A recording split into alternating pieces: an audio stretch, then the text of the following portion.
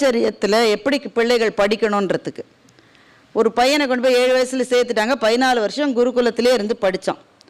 14 வருஷம் படித்த பிறகு அங்கேயே தான் சோறு, அங்கேயே தூக்கம், குரு சொல்கிற வேலையை செய்யணும், அவர் சொல்லிக் கொடுக்குறத கற்றுக்கணும்.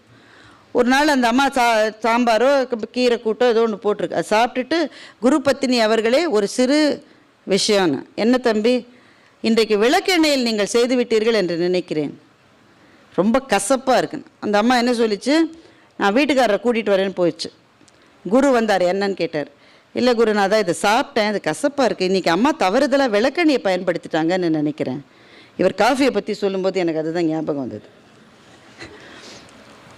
குரு சொன்னார், சரி உன் படிப்பு முடிஞ்சிருச்சு, நீ போனார். இல்லையே பாதியில் தானே இருக்கு. இல்லைப்பா நீ போயிட்டு வா. என்ன குருவே, நான் ஒன்றும் தப்பாக கேட்கலையே, விளக்கெண்ணன் தானே சொன்னேன். நீ வந்து சேர்ந்த நாள்லேருந்தே உனக்கு விளக்கெண்ணில் தான்ப்பா நாங்கள் சோறு பொங்கி போட்டுட்ருக்கோம்.